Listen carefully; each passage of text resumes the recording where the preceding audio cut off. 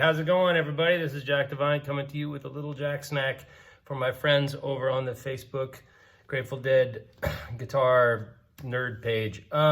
We were talking about this period in, I guess, around 87 through 89, where Garcia was doing the envelope filter on Ramble on Rose and using these chromatic runs to kind of connect the dots between the chords. And in particular, there's one little section that I found fascinating and had to transcribe. So I did that this morning, and I'm just sitting down here.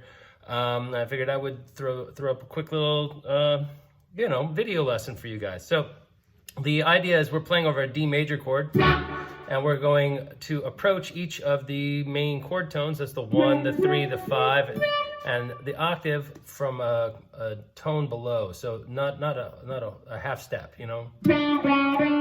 Right, so this one we start on D, C sharp, back to D. So and the next one we're just going to come straight in from the flat 3 into 3. So that's we're looking at so that's 5 6 flat 5 5. So I hammer on with my middle finger there at the 10th fret B string, and then I've got my hand is in the perfect position to play the next little bit of the lines. Sorry. And that's how Garcia approaches the D chord in Ramble on Rose at that, I think it's Crimson, White, and Indigo concert that there's a full video of it, it seems, and definitely there's it's on iTunes as well, so you can hear this lick there. Unfortunately, the camera pans away right as he starts playing it, but it's definitely what he's playing, and it's super cool. And even if it's not exactly what he did, it really serves the same function of achieving that sound of this enclosure, so or approach notes, or whatever you want to call it. I mean, it's this approach of his, no pun intended, it's pervasive. So then he's doing the same kinds of things. He does that on the 1 a lot. On the 2 chord, or I guess it's the E7 chord, he adopts a more chromatic style, like that kind of idea, where he's kind of taking the 5 and the 3 of the E chord and coming down chromatically a lot. And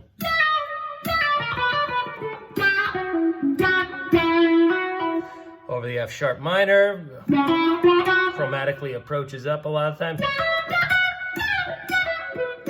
Okay, then G over the D chord. So he'll do 3 to 2 chromatically over the D chord, and then 2 to 3 over the A chord.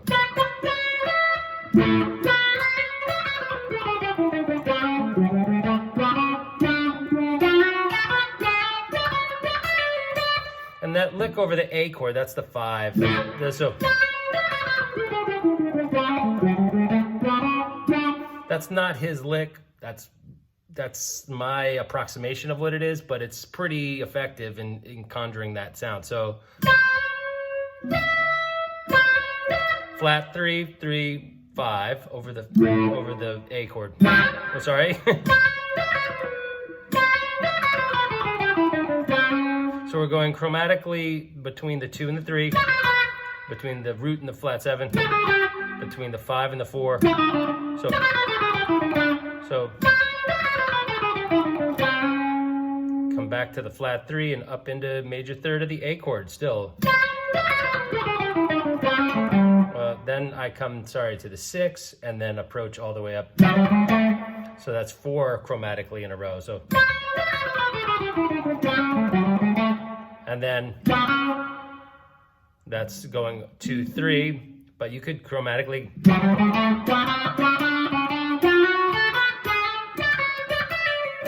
All right, you can connect the dots chromatically just about anywhere, but that's how I look at that chromatic and enclosure style stuff. Of course, is.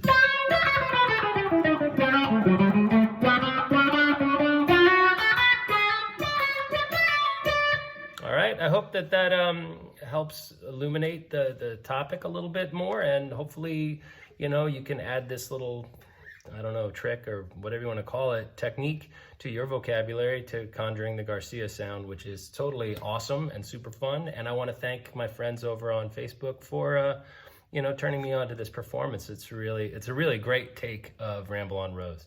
All right, so signing off from Brooklyn, New York. Peace. This is Jack Divine saying adios.